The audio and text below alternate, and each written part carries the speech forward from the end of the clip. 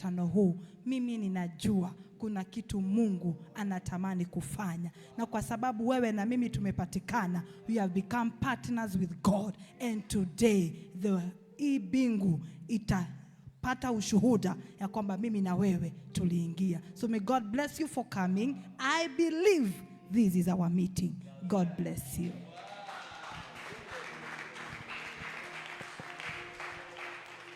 Na shukuru kwa sababu ya sisi ambao tumepatikana hapa. Mungu awabariki sana. Life is spiritual. Amen. Na kuna every meeting ambayo imepangwa na watu wa Mungu kwa njia ya maombi, kuna kitu huwa inafanya. Na nimekuja kuhakikishia kwamba hata mkutano huu, in the realms of the spirit, something is happening. Something is happening. I repeat again, something is happening. Are you getting what I'm talking about? So we will continue, and then we do one session. Good to see you, secretary na mami hapa. Mungu abariki sana. We will continue. Everlasting Father, there is no other God like you. Holy Spirit of God, use me to speak only your mind and nothing else. Bless the church of Kiserian. Bless the church of Kajiado. Bless us and take us to the next level. In Jesus' name we pray. Somebody shout a better amen. We can have our seats.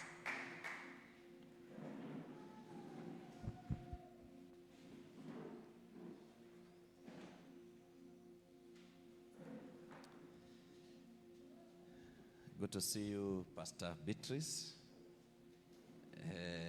That was amazing. Mungu akubariki sana.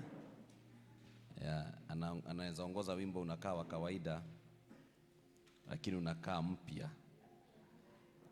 We celebrate you. Na mwezi wa 6 anatiwa mafuta kama kasisi. Yeah. Yeah. Na tutamweka huyu, atanahitaji korabiri. So tutapaga hiyo katika jina la Yesu Kristo. So we thank God for her. Chairman, you are such a blessing in Jesus' mighty name. So I want just to share a word of God. Amen. I say, I want to share the word of God. And I want to read Exodus 17, verse number 12. Exodus 17, verse number 12. Exodus 17, verse number 12. Lakini mikono ya Musa ilikuwa mizito. Basi wakatoa jiwe, wakaliweka chini yake akakalia. Haruni na Huri wakaitengeneza mikono yake, mmoja upande huu na mmoja upande huu. Mikono yake ikathibitika hata jua lilipokuchwa. Just repeat again, usome 2 verse number 12 vizuri. Lakini mikono ya Musa ilikuwa mizito. Basi wakatoa jiwe, wakaliweka chini yake akalikalia. Haruni na Huri wakaitengeneza mikono yake, mmoja upande huu na mmoja upande huu. Mikono yake ikathibitika hata jua lilipokuchwa. Somebody say amen. Katika session hii ambao najua ya kwamba deputy chair utaniandikia niko na dakika ngapi. Reverend wetu kutoka Birika, Mungu akubariki sana. Amen. Bwana Yesu asifiwe sana. Sasa Apostle Murege na mami mungesonga hapa mbele kidogo, ndio roho asitupige.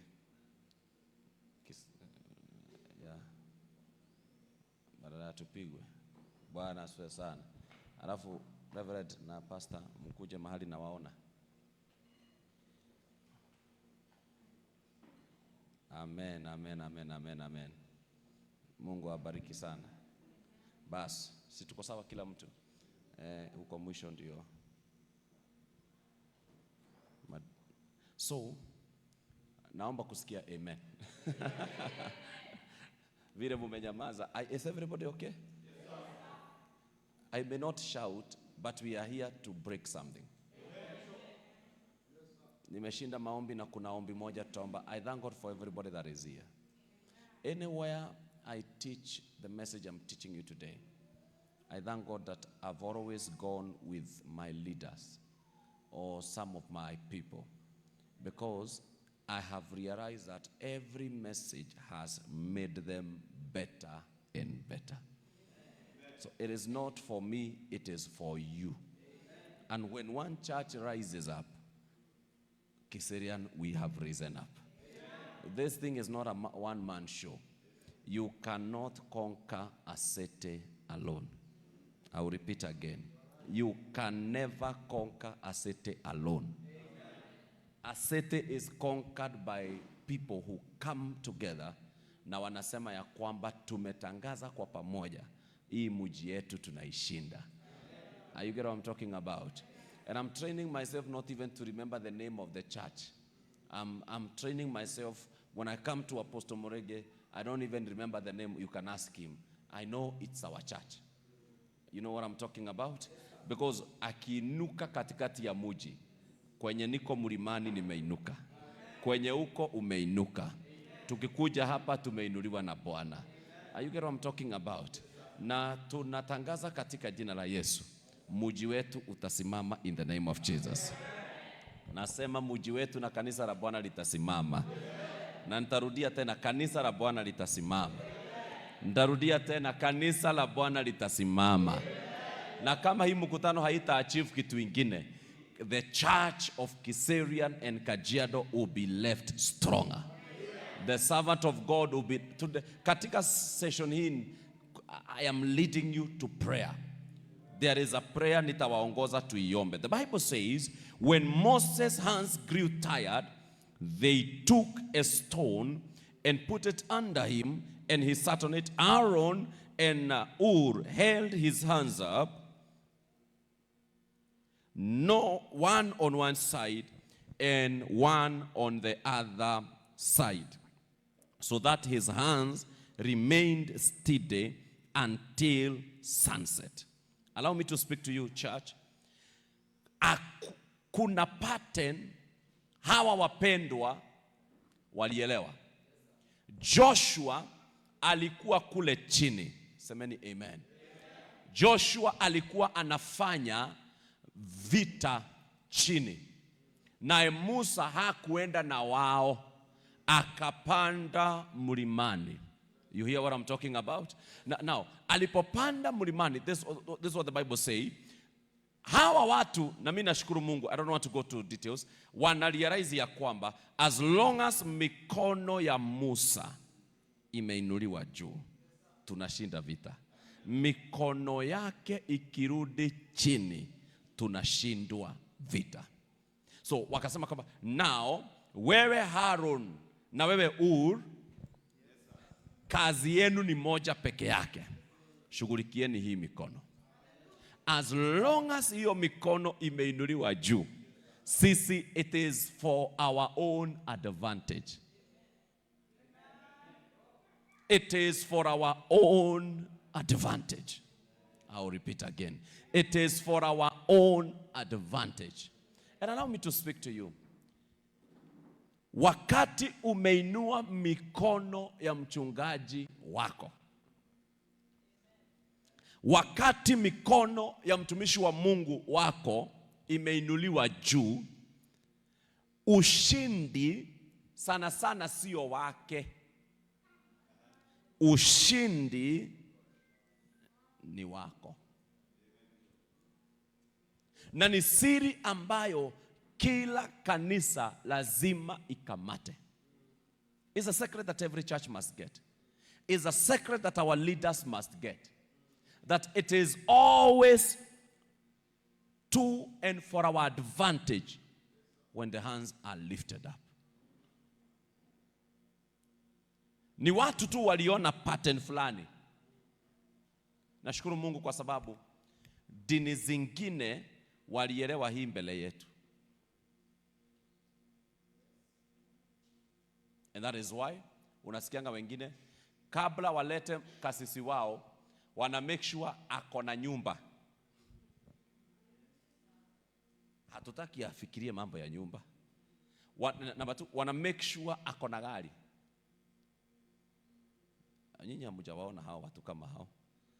Alafu wanamwambia tumekupea allowance na tumekupea mshahara. Alafu unasikia na wengine wanawekewa airtime kwa sababu tunajua utakuwa unatupigia masimu. Tunaomba wewe devote yourself to prayer.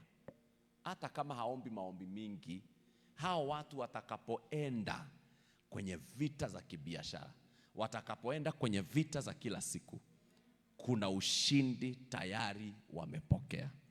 It is unfortunate ya kwamba shetani anapoamua kupiga kanisa, ile njia ambayo anatumianga.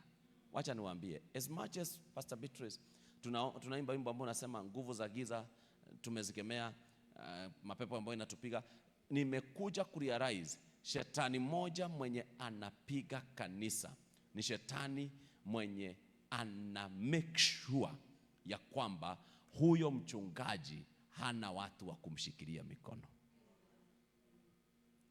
Na naongea hivyo kwa sababu unaweza kuwa na kanisa limejaa watu lakini hawakushikiliagi mikono. Mimi nishakuwa mahali na hubiria watu na token, sasa hiyo ndio zilikuwa zimetoka, inakatika ibada ikiendelea. I tell you the truth, hakuna mtu anasimama. Naacha kuhubiri, nachukua simu na wamerelax. Wewe ushughulike na hiyo.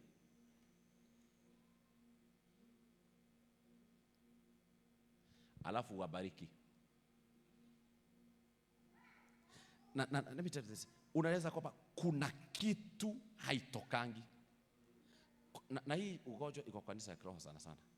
Ukuta kwamba Musa wao alichoka kitambo.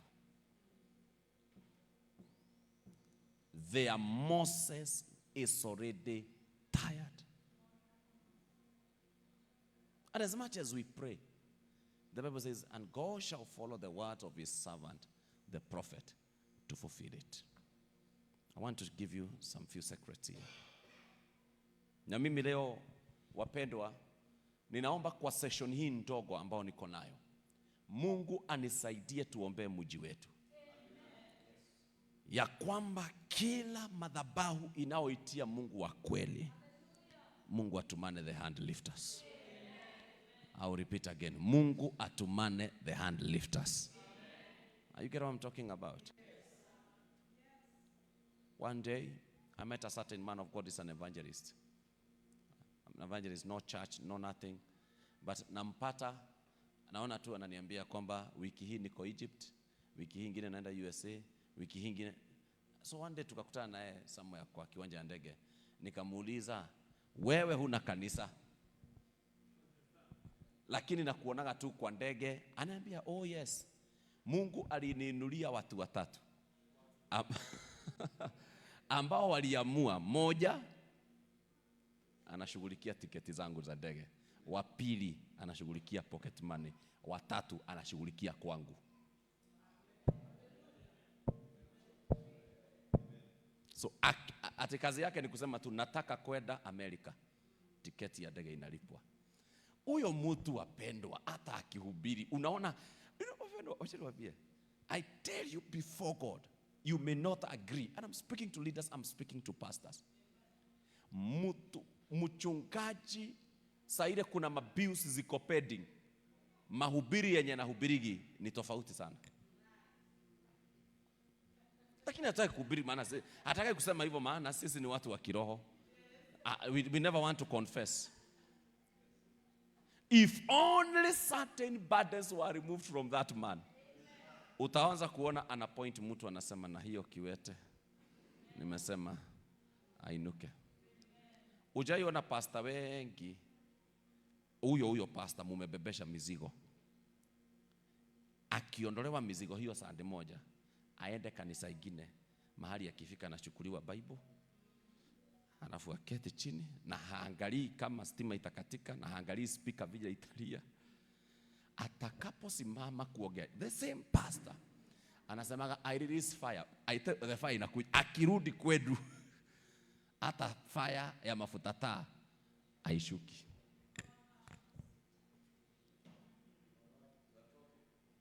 Kwa sababu hapo alienda.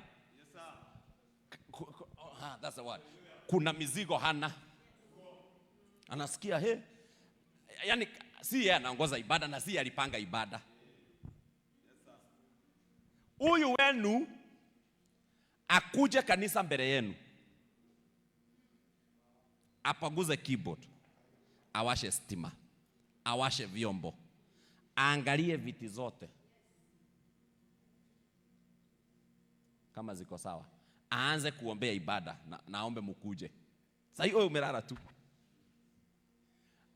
Alafu sasa hiyo tu tumekaa hivyo Sunday saa 3 umwandikie message.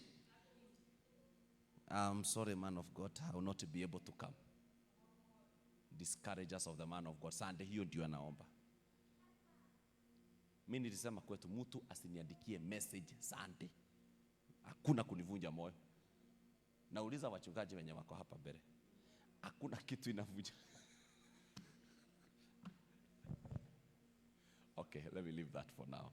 Vile mnaniangalia ninaona I think wachungaji sio wengi hawaelewi kile nasema. Okay, leaders of church, Bwana Yesu asifiwe sana.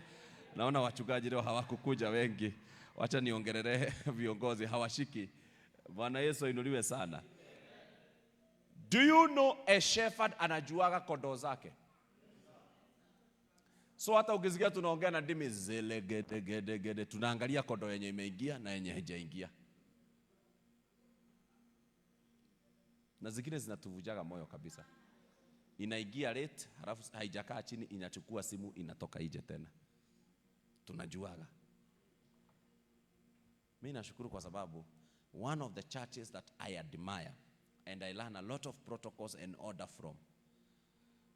Kasisi wao akiingia asimame, milango inafungwa. Nyinyi ambao hamukufika, kaeni huko nje.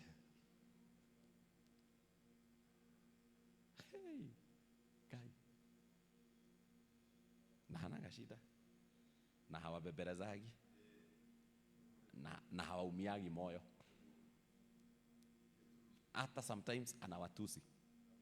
Mmoja wa area yetu alikuwa mzungu, hajui kutusi vizuri, anaongea, anatuita vitu mzito. Maana wenye walimfunza Kikuyu, unajua Wakikuyu wana roho mbaya. Wakianza kukutrain Kikuyu, wanakutrainigi na matusi. So waliambiwa watu wakikukasirisha uwaite kitu fulani, mnyama fulani, sitamtaja hapa maana niko kwa madhabahu. So walikuwa nakasirika, anatuita mnyama fulani mwenye huwa analinda boma. Haya, so na kwa madhabahu na hakuna mtu alikuwa na anatoka na hawakasiriki. Okay, naomba mnisalimie hivi wapendwa. Bwana Yesu asiwe sana. Hapa mzee ajaribu aitane kipepeo. Si mnyama, kipepeo. Sema leo mnakaa kama vipepeo. I tell you the problem has because kile shetani anapiganga kanisa genuine nayo ni kuondoa watu number 1 walio na mzigo wa hiyo kazi.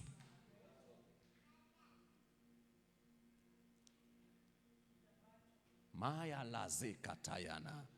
Ninaomba leo katika jina la Yesu, maombi ambao tutaomba mahali hapa siku ya leo ni kila huduma iliyowakilishwa hapa, watu wanaozunguka mchungaji na watu walio kwa hiyo madhabahu, hata katoto ka Sunday school kabebeshwe mzigo. Such meetings ambazo ushirika umepanga ni mikutano za kusaidia kutrain viongozi wako, kutrain watu wako, kwa sababu I normally call it is a call. Are you getting me? It is a call. It is a call. Na huyu mtumishi wa Mungu mwenye mumepewa ni kuitwa, aliitwa na Mungu. Wengine hata hii kitu hawakuitaka.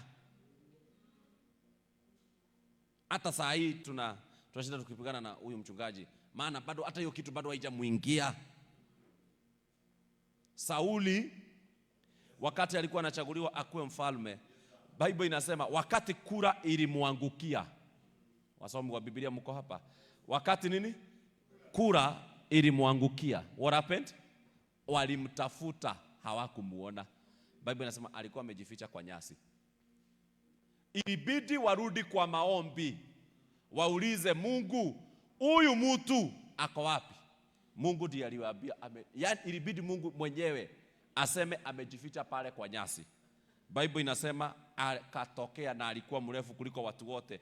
Watu wengi ambao wameitwa hapa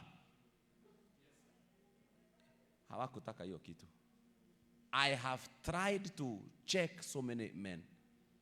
Kila mtu ako na historia ya Kenya alitaka kufanya. Huyu alitaka hii, huyu alitaka hii, huyu alitaka hii. Watu wengi genuine men of God ni kukimbizwa muliki. Wewe uoni Moses? Call yake ni funny. Juu Bible inasema anaona burning bush. Alafu anasema hii kitu ambayo inawaka na ichomeki ni nini? Mungu anamwambia kuja. Wengine wetu ni kudanganyiriwa. Soma maandiko. Iko mnabii alisema nilidanganyiriwa. So alipokaribia kabla, wewe toa viatu mahali ulipo ni patakatifu. Akasema mimi sina problem na okuruta iratu. Kutoka hapo anaambiwa kwamba haya, ninataka nikutume, kilio cha watu wangu kimenifikia.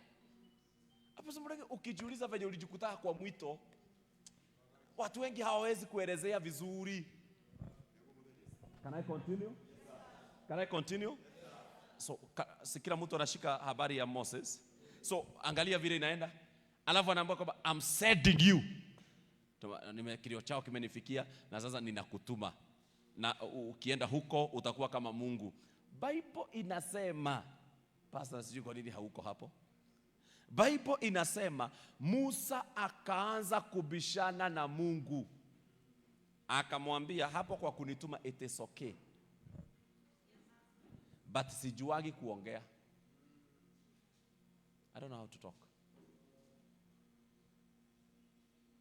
Mungu anaanza kumsomea. Bible inasema si mimi ndiye Mungu mwenye aliumba mdomo. Oh my goodness. Si mimi ndiye Mungu mwenye aliumba nini? Mdomo. Kalabagana mashela bagana. Nikitaka uongee in short, nitafanya uongee. No. I started asking myself this question. Mbona Mungu achague mtu mwenye hajui kuongea na mission yenye anampatia ni mission ya kuongea?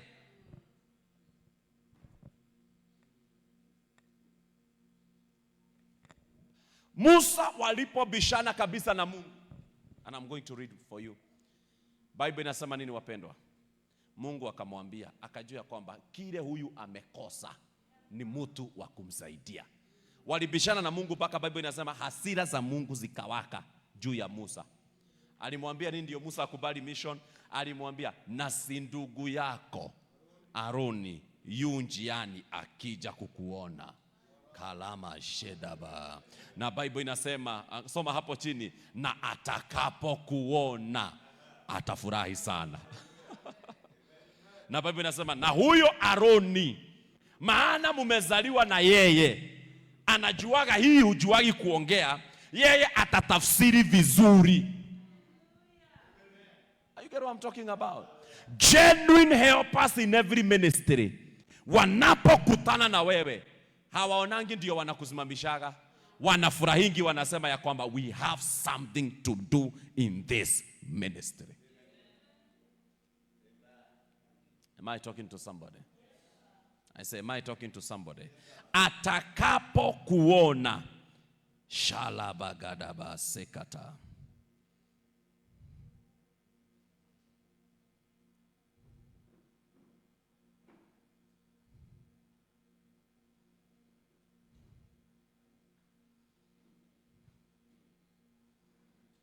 Ujafika mchungaji?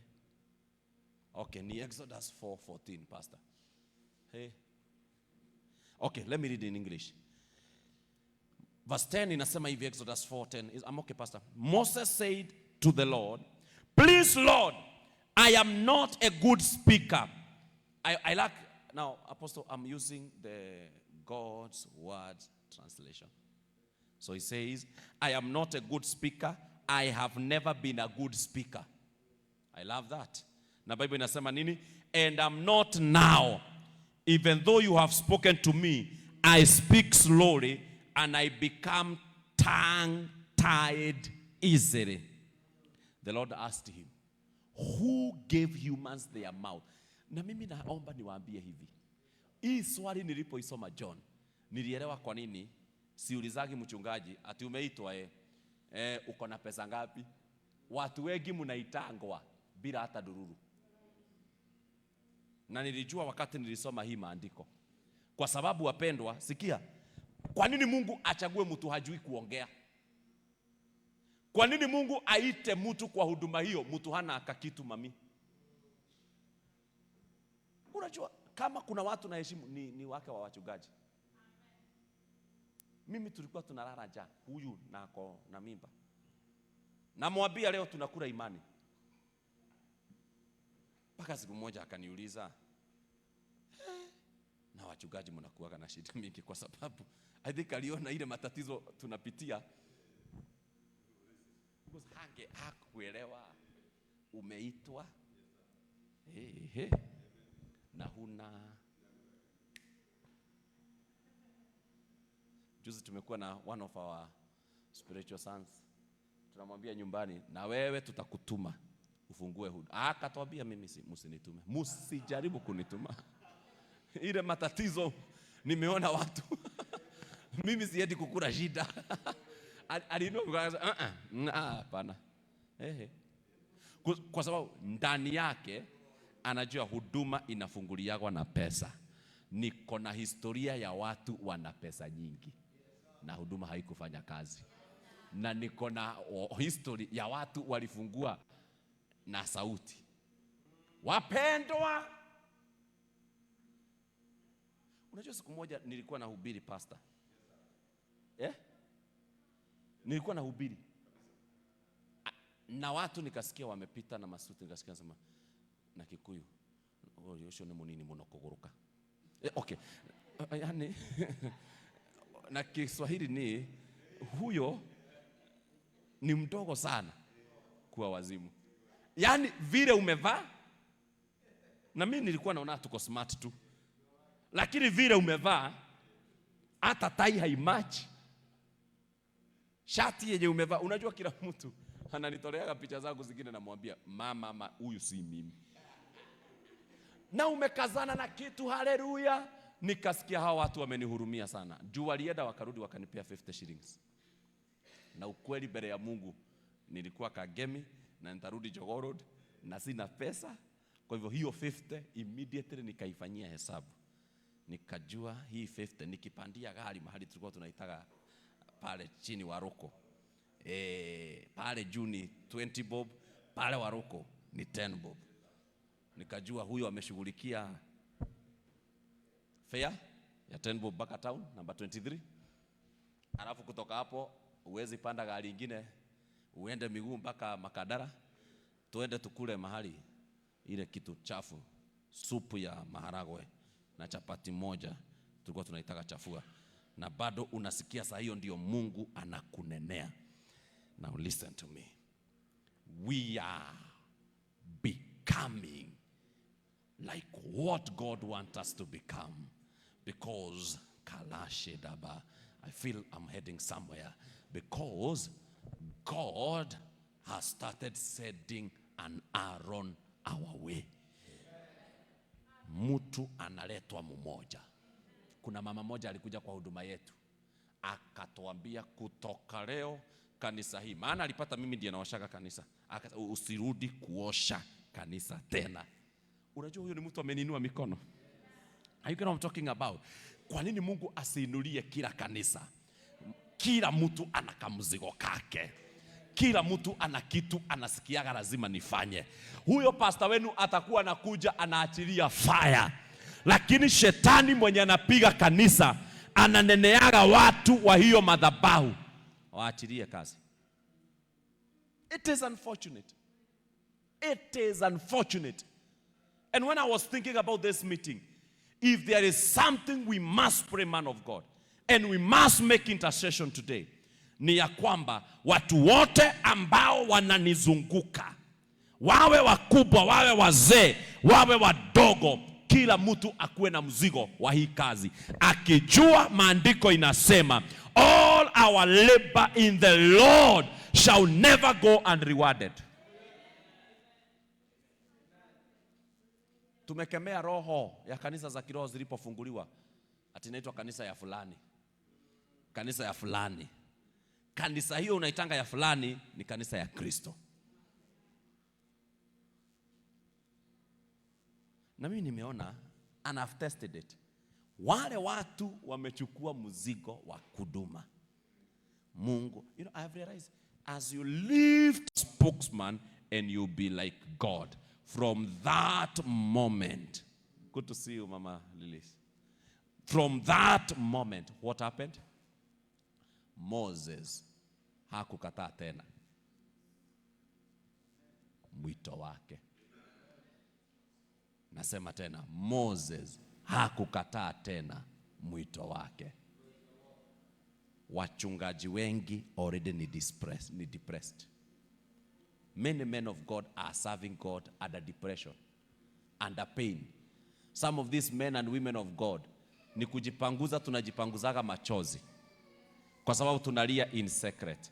Na tunauliza Mungu, si Mungu uniinulie mtu moja peke yake mwenye ataelewa gharama ya hii kazi. Si Mungu uniinulie mtu moja peke yake. And I will explain this. Wachungaji ni wachungaji. Hakuna mchungaji hajahubiri huu ujumbe ambao nataka kuongea. Bible inasema, na huko Yerusalemu kuna birika moja ambalo lilikuwa linaitwa nini? Na Bible inasema, na kundi kubwa la watu waliokuwa wagonjwa na watu waliokuwa na maradhi ya kila aina. Bible inasema nini? Walikuwa, unaona bado hufugui.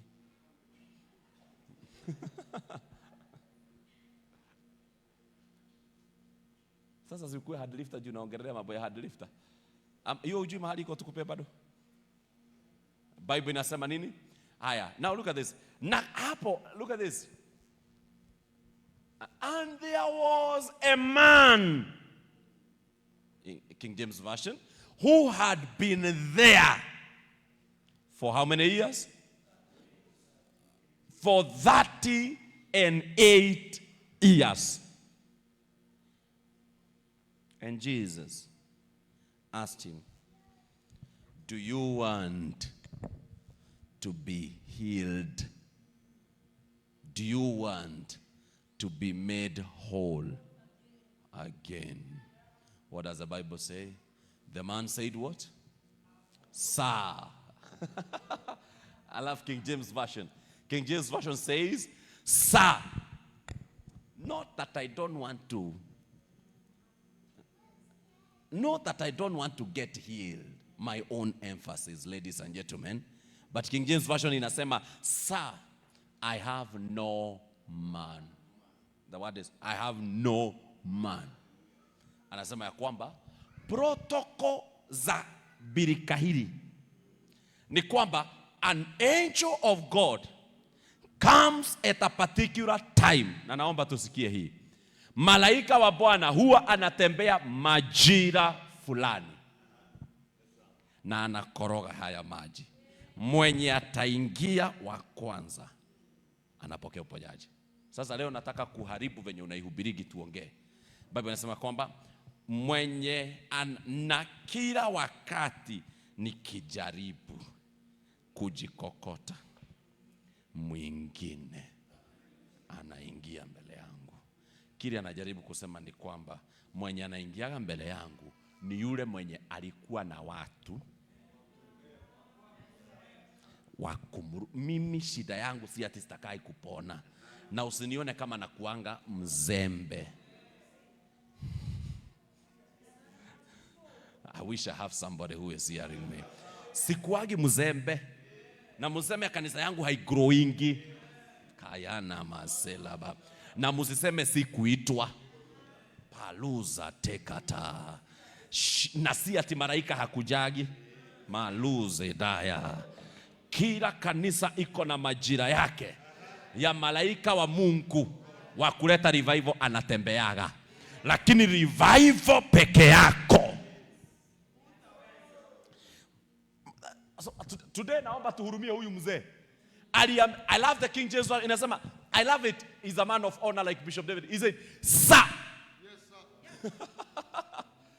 King James version says, sir, I have.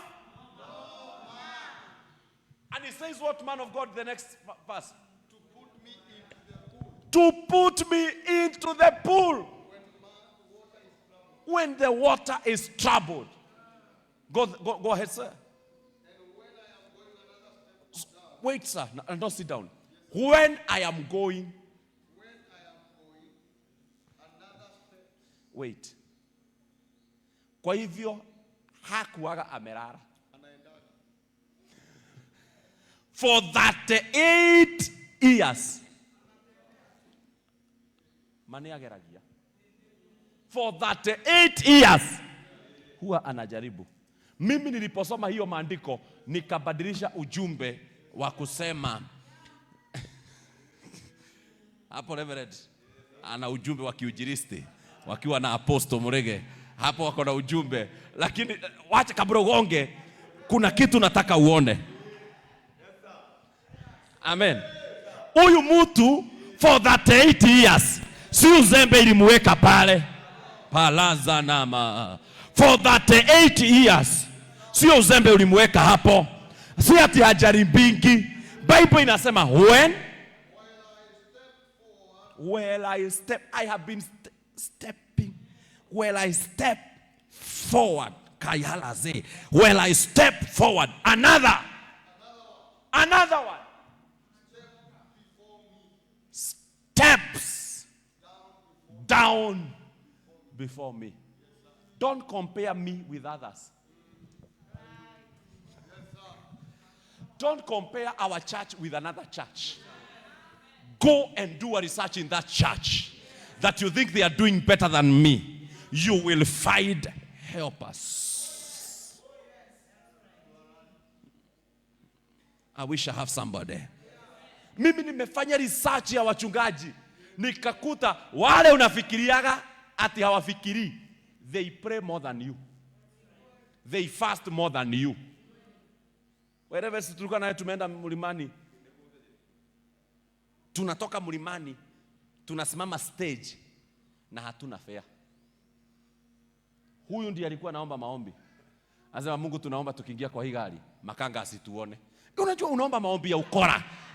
Mpaka unakuwa terrorist wa kiroho. Na ni ukweli tulipoingia kwa hiyo Nissan. Mimi nakuambia tumekaa na yeye na ni Nissan. Mimi sijui vile kulienda. Alifika tu mahali kukaingia watu wengine na wengine wakashuka.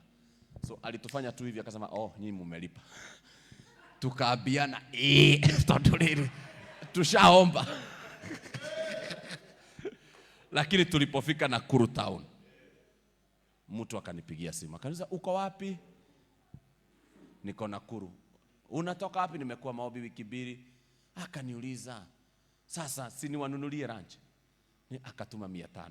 Nikaambia mtu wa Mungu, tuwatumagira kiugo kiriko ngainio ka Mungu amekuja. I want to speak to you. A ministry can be stagnated for 38 years, not because, thank you John, not because I am not trying. Nilikuwa nangojea amen moja. Not because I have not been trying.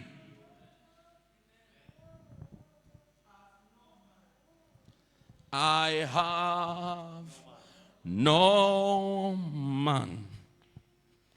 Apostle, that Bible is the Bible I normally read, so I love it.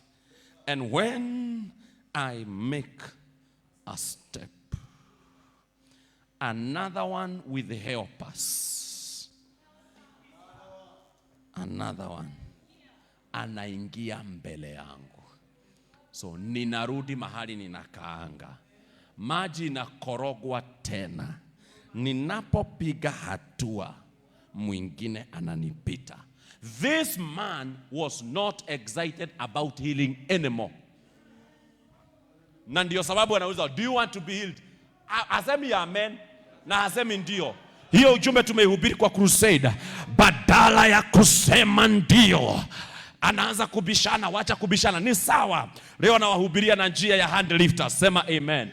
Maana neno la Bwana si ati unahubiriki vibaya. Neno la Bwana linakuwaga mpya kila siku. So si ati unahubiriki vibaya ama pastor mwingine anahubiri vibaya. Ni leo imefanyika upya. Let me tell you the truth. So many men of God wanaendaga. Unajua juzi ndio nimeambia my wife, I think I was depressed. Mimi nimeambia my wife hivyo juzi. I think my daughter is here. Nimemwambia nilikuwa depressed.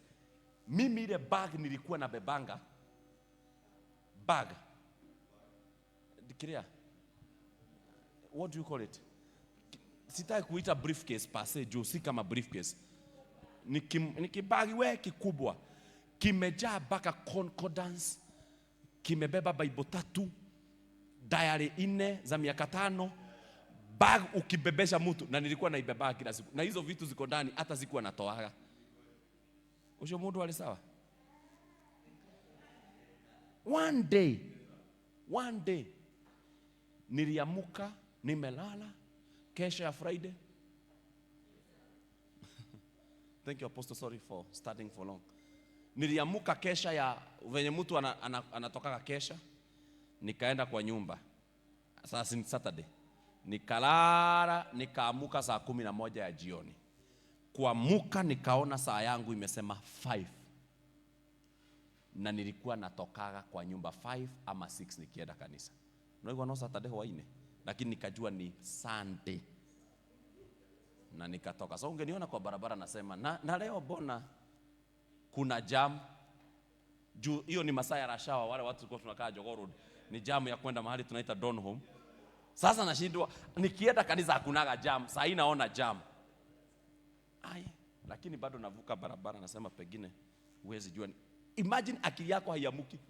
Nikavuka barabara, nikaingia gari, nikafika town na kitu inaniuliza bado hakukieli, badala ya kukuche giza inaongezeka. Na ndio ujue huyo mtu ni depressed, hainishtui. Halafu nauliza, hey, leo kuko fani kwa sababu watu wamejaa town na ni mapema sana. Kwani kuna nini leo? Na siponi. Nikaingia kwa madhabahu nikapata praise and worship. Wameshamaliza practice, ni mtu wa keyboard tu amekaa kama huyu ndugu. Nilipoingia na mabag na suti, alikuwa anaitwa Moses. Kaona vile ameniangalia, nikamwambia, "Halo, naona mlifika mapema." Naona tu ananiangalia. Nikamwambia, "Mungu awabariki sana, wacha niwatengenezee program ya leo ndio mjue vile mtajipanga." Nikaingia kwa ofisi nikaanza kuomba, "Baba, ibada ya leo ijawe." Na ilipoisha nikaona tu amekuja polepole. Akaniuliza, "Pasi, leo ni lini?" Nikamwambia nataka ikifika saa 3. Lakini nachungulia nje, naona giza yenye iko na kichwa haiamuki. Saa hiyo mnaona nikitupa mbao, tuko na deni ya 270,000. Uko wako kurukaniki. Kwangu sijalipa miezi 6.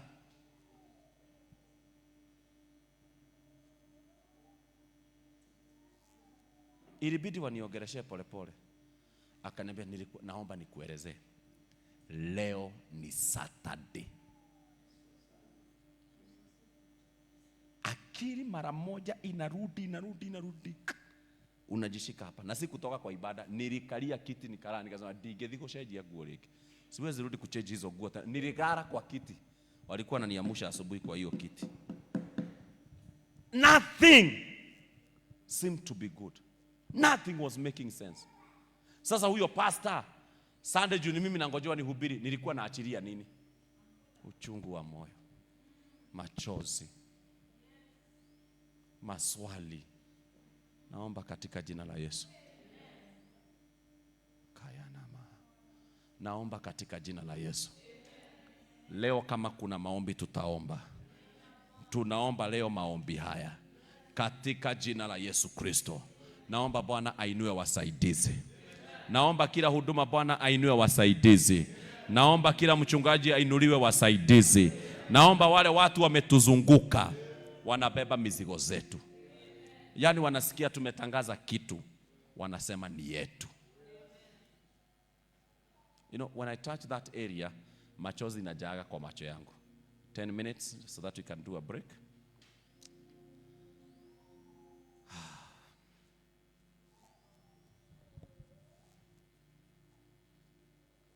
Instead of God healing Moses, what did God do?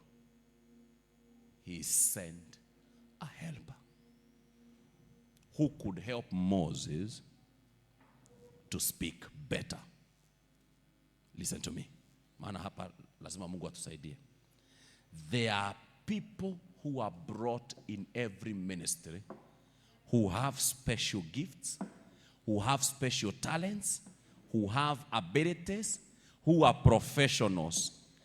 They are brought there to help us. But what do many people do? Watu wengi wanafanyaga nini? When they see themselves doing better than the man of God in some areas, they start talking behind him. Unasikia watu wanaanza kusema, unajua huyu pastor hata hawezi, hananga ideas. Uliletwa juu ya ideas zako. Nyenyekea kwa hiyo mafuta. You were given that ability to help us. I may not be a good keyboardist, but somebody is given an ability.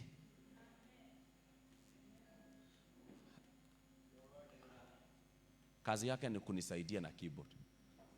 Hakuna mchungaji hajawahi teswa na watu wa keyboard.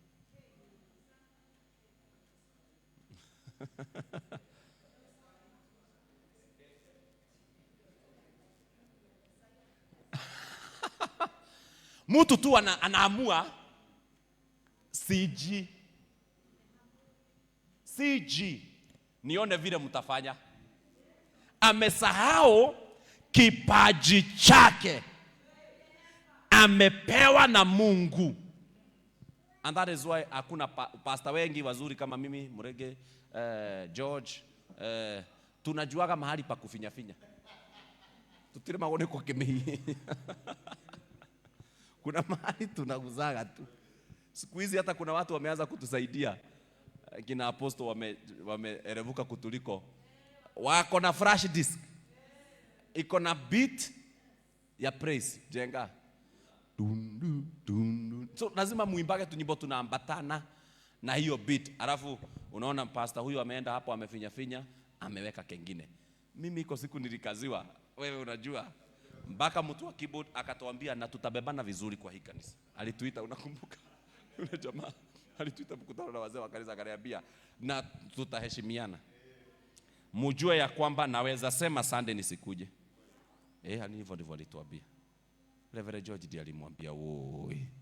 Tunaomba tu ukuje Sunday." Oi. Yeah. Yani tulibembeleza huyo kijana. I know you remember him. I don't want to mention his name.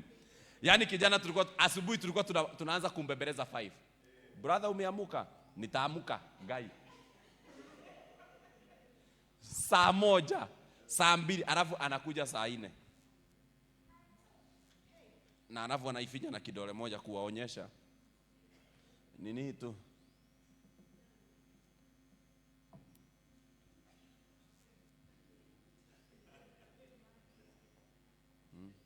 Alafu anatufanya hivi. Mbona sauti?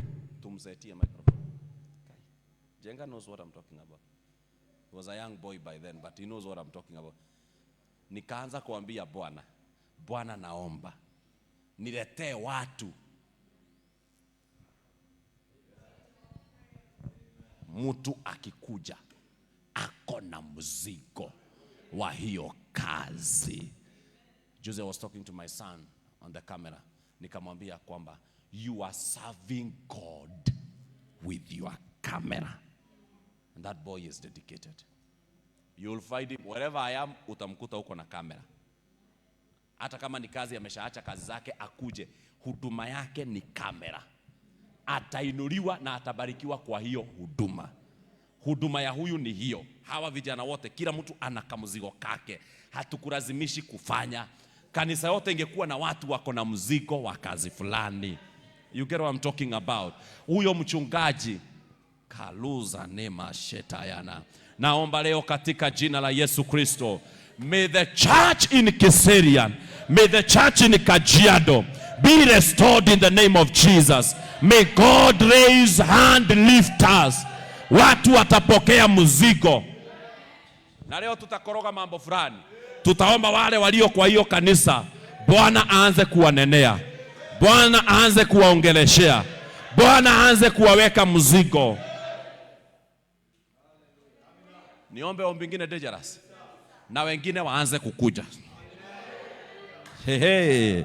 Bible inasema wakati Moses alianza kusema siwezi kuongea, mimi najua Mungu ndiye aliongeleshea Aaron, akamwambia enda ukutane na. Ninaomba leo katika jina la Yesu, kila huduma imewaki, and I know what God is doing in this meeting. Ninaomba katika jina la Yesu, mahali ninahitaji msaada na sina mtu wa kunisaidia, dunia hii ya Bwana iko na watu wako na huo msaada. And somebody will remember this meeting. Somebody will remember this meeting. Katika dunia hii ya Mungu, msaada ambao nahitaji, somebody has that help somewhere.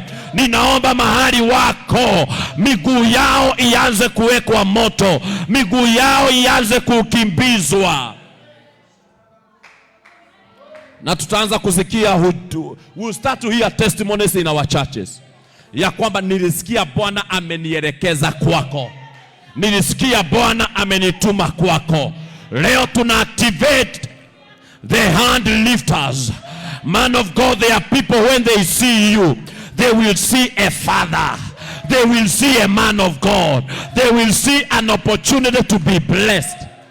It is unfortunate, Church of Jesus Christ, that some of you that God has raised as hand lifters, you have turned your back against the man of God.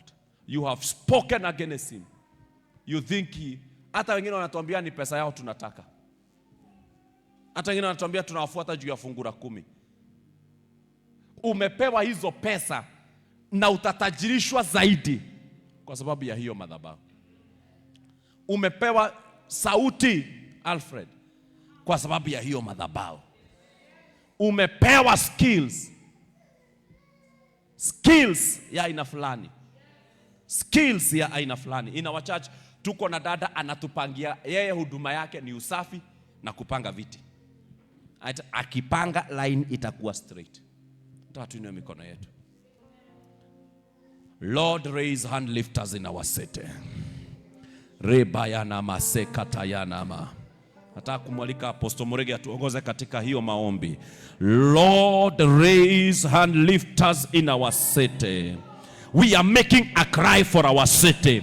Our city is bigger than Peniel. Pray for your church. Apostle, chukua microphone. Repalabaganama. Tunalilia our city leo. I believe, chairman, maombi haya ni ya mji wetu. Maombi haya ni ya our city. Can we make a genuine cry? God, raise hand lifters. Raise hand lifters. Shelabagana masela buyana. We are making a genuine cry. Tuinue mikono yetu mbele za Bwana.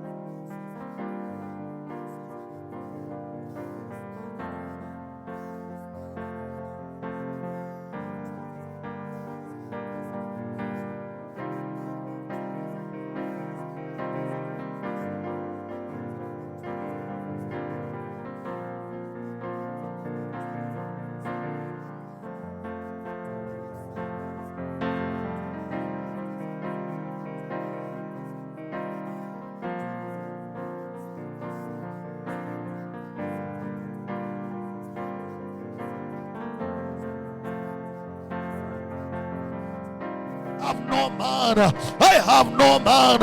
I have no man.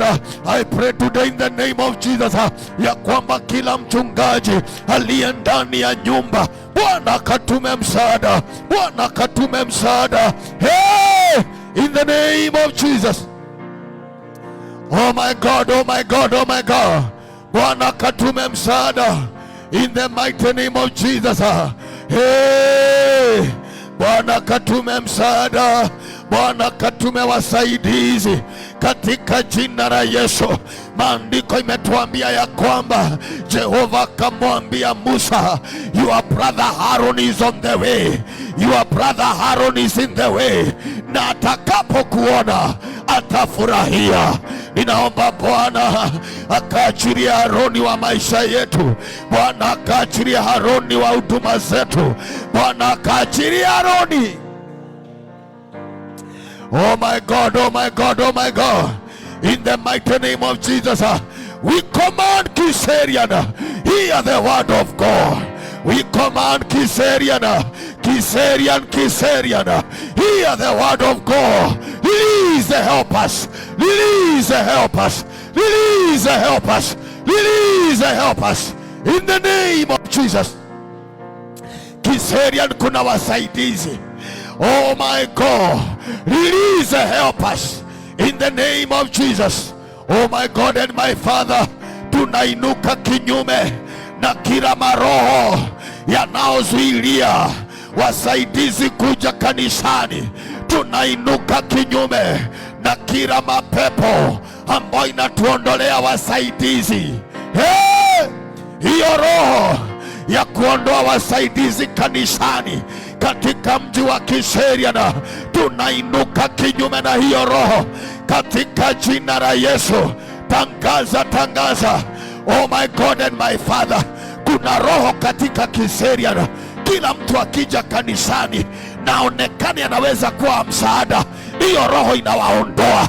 Leo tunaomba kinyume na kila roho ya kuondolea mchungaji helper, ya kuondolea mchungaji hard lifter, in the mighty name of Jesus. Oh my God and my Father, maroho zingine zinafanya kanisa Kiserian haiwezi kuwa na pesa, maana yeyote anayejikomita kutoa pesa kwa madhabahu anaondolewa kwa kanisa. Lakini leo kwa jina la Yesu tunatangaza kila roho ambayo inatuondolea finances, even in our altars, even in our churches, even in our ministry. Today in the name of Jesus, wherever it is, wherever it is, wherever it is, catch fire in the mighty name of Jesus. We declare under the apostolic anointing, we declare under the prophetic anointing, we declare under the grace of God ya kwamba kuanzia leo anga inafunguka, anga inafunguka, anga inafunguka na wasaidizi wanaachiliwa katika jina la Yesu. Natangaza kwa kila kanisa ambayo imewakilishwa hapa, natangaza kwa kila kanisa ambayo imewakilishwa hapa ya kwamba Aroni anakuja. Aroni is on the way. In the name of Jesus. Oh my God and my Father,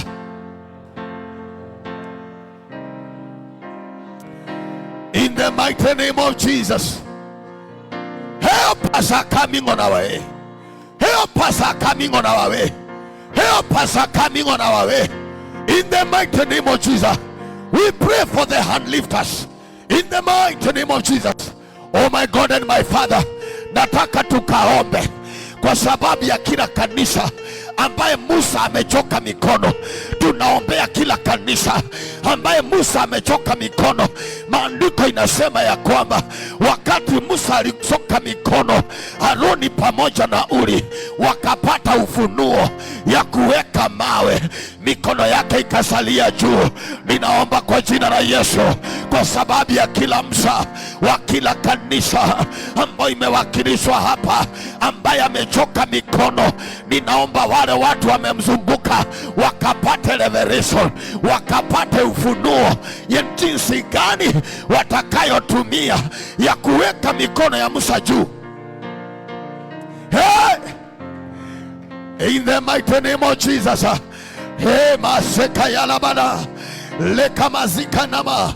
Zekata yalabanaba. Lepo zika namahanda. Lepa zukayada. Lepa zukataya. In the name of Jesus, I pray for revelation to every church represented here on how to keep the hand of Moses up. In the mighty name of Jesus, on how to keep the hands of Moses up. In the name of Jesus. Walijua siri